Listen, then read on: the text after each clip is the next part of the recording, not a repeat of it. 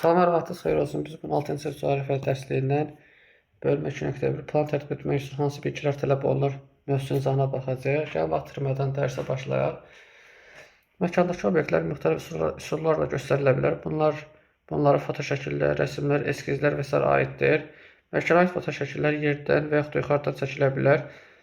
A təsvirində A təsviri yerdən çəkilmiş foto şəkildir. Baxın, bu A təsvirimizdir.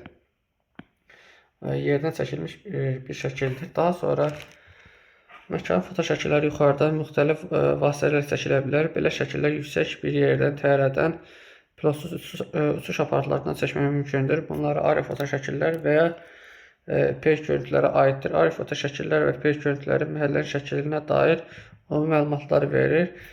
Google və ya ağıllı telefonlardakı xəritələr peyk görüntüləri əsasında yaradılır. Bu vasitələr ərazinin planın tərtib olunmasında istifadə edilir. Daha sonra dedik ki, planın ərazisində yuxarıdan quş baxışı təsviridir. Planda məhəllənin təsviri sadələşdirilir. Ona tərtib edilməsi və istifadə olunması da aşağıdakı şərtlər vacibdir. Bir planın başlığı olmalıdır ki, plandakı obyektlər şərti işarələr göstərilməlidir. 3 planın miqyası olmalıdır. Yəni miqyas ərazinin içində və kiçildiyini göstərən bir ədəddir. Daha sonra isə planda istiqamətlər olmalıdır. Baxın, yuxarı hissə şimalı, aşağı hissə cənubu, sağ hissə şərqi, sol hissə isə qərbi göstərəcək. Bu da oldu bizim plan haqqında məlumatımız. Gəl indi mətn oxuduq, mətni daha yaxından təhlil edək. Dedik ki, məkan foto şəkili yuxarıda müxtəlif vasitələrlə çəkilə bilər. Belə şəkillər dedik ki, bunlara aero foto şəkillər və ya peyk görüntülərə aiddir. Bəs aero foto şəkillər və peyk şəkillərin nələr vasitəsilə çəkilə bilir? Təyyarələrdən, pilotsuz uçuş aparatlarından, həmçinin peyk orbit stansiyalarından çəkilən şəkillərə aid etmək olar. Bəs biz bu məlumatları hardan əldə edirik? Google-dan və yaxud da ağıllı telefonlardan, sonra elektron xəritələrdən biz bu şəkillər vasitəsilə xəritələrdən istifadə edirik. Bəs plan nədir? Dedik ki, plan ərazinin yuxarıdan quş baxışı təsviridir. Baxın, burada bir plan təsvir olunur. Plan məhəllənin təsviri sadələşdirilir. Onun tərtibi edilməsi, istifadə olunması aşağıdakı şərtlər vacibdir. Baxın, dedik ki, planın şərtləri bunlardır. Dedik ki, planın başlığı olmalıdır. Yəni, biz hansı ərazidə plan tərtib etmişsə, onun başlığını qeyd edirik. Daha sonra ərazinin şərti işarələri olur. Məsəl üçün, bura təsvir etdiyimiz ərazilərdə, deyək ki, olsun elə bu şəkil götürək. Burada Tofiq Bəhramov stadionunun oval şəkildə təsvir edilir. Küçələr qırmızı şəkildə, daha sonra evlər kiçik kvadratlar şəklində, parklar yaşıllıq şəklində təsvir edilmişdir. Həmçinin miqyası olmalıdır. Yəni, ərazinin içində və kiçildiyini göstərən bir ədəddir. Daha sonra istiqamət olmalıdır. İstiqamətlər dedik ki, yuxarı hissə şimal, aşağı hissə cənubu, sağ hissə şərqi, sol hissə isə qərbi göstərəcəkdir. Plandakı təsvirlərin hansı əraziyə aid olduğunu bildirir. Yəni, plan təsviri hansı əraziyə aid olduğunu deməkdir. Daha sonra tapşırıqlara baxaq. Birinci tapşırıq deyir ki, A, B, C şəkillərini müqayisə edib suallara cavab verin. A-ya baxaq, deyir ki, şəkillərdə eyni bir stadion nə üçün fərqli görüntüdə verilib? Baxın, A-da yerdən çəkiliş, A-da yerdən çəkiliş, B-də yuxarıdan çəkiliş. Yəni, A-da yerdən çəkilir, B-də yuxarıdan, yəni aero foto şəkillər çəkilir. C-də isə plan, yəni quş baxışı formada təsvir olunmuşdur. Bu oldu bizim A tapşırığının cavabı. İndi isə B-yə baxaq. Şəkillər təhlil edərkən ilk növbədə nəyə diqqət edirdiniz? Burada biz 2-3 suala 2-3 cavab əldə edə bilərik. Məsəl üçün, A şəklində baxsaq, yəni yerdən şəkildə biz ərazinin yan hissələr haqqında məlumat, sonra qarşı hissəsində məlumat əldə edə bilərik. Daha sonra aero foto şəkillərdə, yəni yuxarı hissələrinin çəkilişdə biz stadionun ətrafını, onun yaxında yerləşən obyektləri tam dəqiqliklə izləyə bilərik. Həmçinin plana əsasən də təsvir eləsək, hansı ərazinin hansı mövqedə yerləşdiyini, neçə dəfə kiçildiyini, sonra ətrafındakı hansı obyektlərin olduğunu, digər hansı obyektlərin nəzərin yerləşdiyini müəyyən etmək mümkündür. Bu oldu bizim B tapşırığının cavabı. Sonra C-də deyir ki, hansı təsvir ərazi haqqında daha çox məlumat verir, fikrinizi əsaslandırın. Hansı təsvir bu ümumilikdə bütün təsvirlər öz-özlüyündə məlumat verir. Məsəl üçün yerdən çəkiliş, sonra aero foto şəkil çəkilmiş, yəni yuxarıdan çəkilmiş şəkil. Daha sonra plan təsvirdə öz-özlüyündə geniş məlumatlar verir. Məsələn, A-da verilən təsvir dedik ki, qarşı A-da yerdən çəkilən şəkil ərazinin yerdən və yandan olan hissələr haqqında məlumat verir. B-də olan təsvir yuxarıdan, yəni B-də olan təsvir aerofoto şəkil ərazi mövqeyini, necə yerləşdiyini, daha sonra ətrafında hansı obyektlər olduğunu bizə bildirir.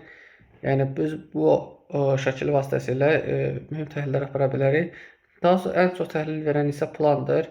Planda biz xüsusi şərti işarələrdən istifadə edərək, daha sonra dedik ki, ərazinin miqyasını bilə bilirik, ərazinin istiqamətini bilə bilirik, hansı obyektlərdən hansı obyektlərdən hansı istiqamətə yerləşdiyini.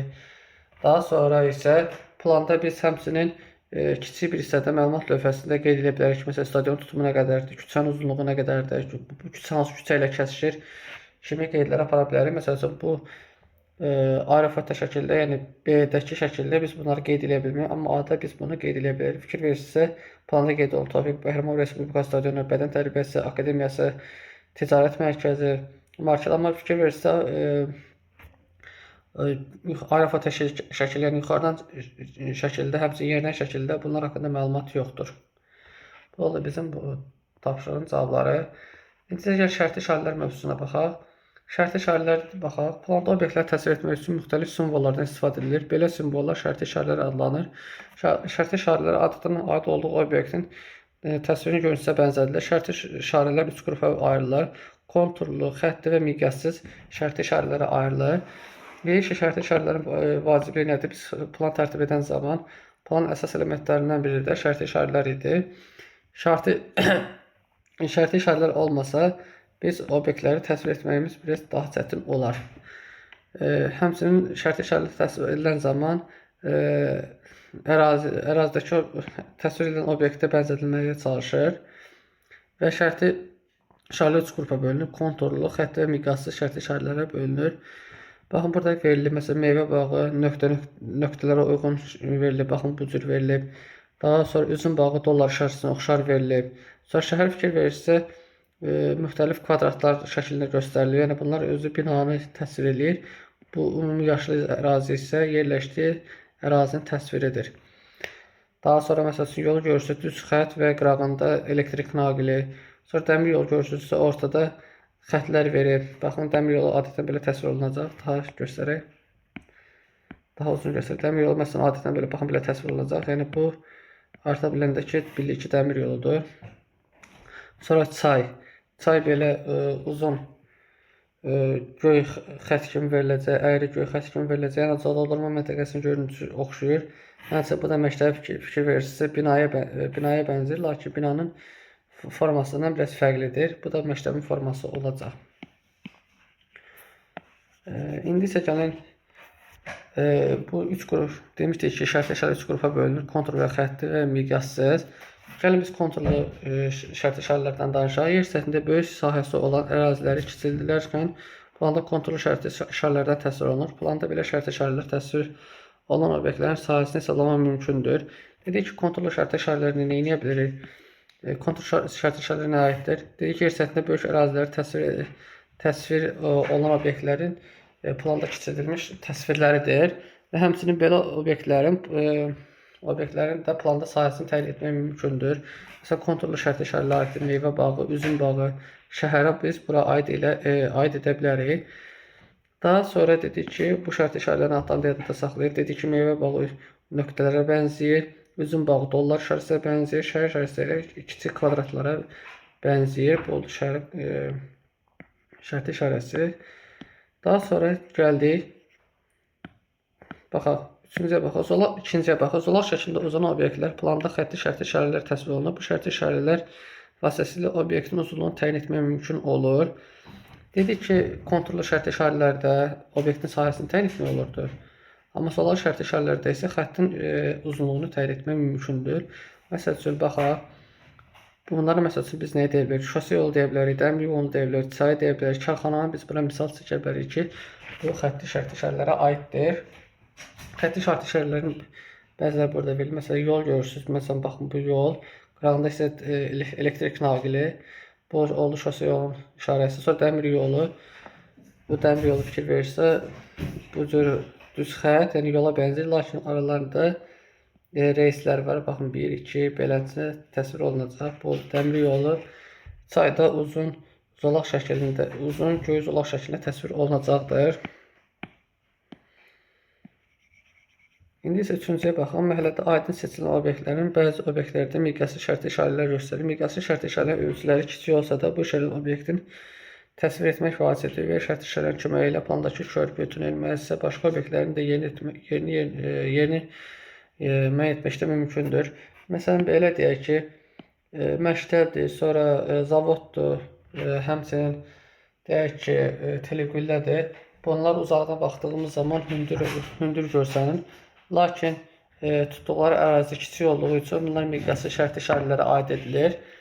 Lakin bunları da biz planda qeyd etməliyik. Əgər biz hər hansı bir ərazini axtarırıqsa, ərazi haqqında məlumat əldə etmək istəyiriksə, bu obyektlərdə planda qeyd etməyimiz vacibdir. Adətən bu obyektlər planda təsvir olunan zaman, yəni miqyassız şərti işarələr planda təsvir olunan zaman kiçildilmiş təsvir işarəsinə, yəni öz həqiqi təsvirinə uyğun şəkildə təsvir edilir. İndi də yəni sualları cavablandıraq. Səhifə 28-dəki plana təsvir olunan şərti işarələri müəyyən edin. Mən baxmayacağım, siz öz kitabda baxarsınız, mən artıq bilirəm. Kontrollü şərti işarələrə biz aid edə bilərik, orada aid edə bilərik. Biz ora parka aid edə bilərik. Daha sonra şəhərin özünü biz aid edirik. Xətti şərti işarələrə şose yolu biz aid edə bilirik. Miqyaslı şərti işarə isə stadiyonu biz ora aid etmək mümkündür. Daha sonra üçüncü sualda deyir ki, evinizdə məktəbə qədər yol hansı obyektləri olduğunu yada salın və şərti işarələri təsvir edin. Siz bu şərti işarələrdən istifadə edərək evinizdən məktəbə olan obyektləri öz dəftərinizdə qeyd edə bilərsiniz. Videomuz bu qədər. Gələn görüşlərdə görüşənədək hələlik.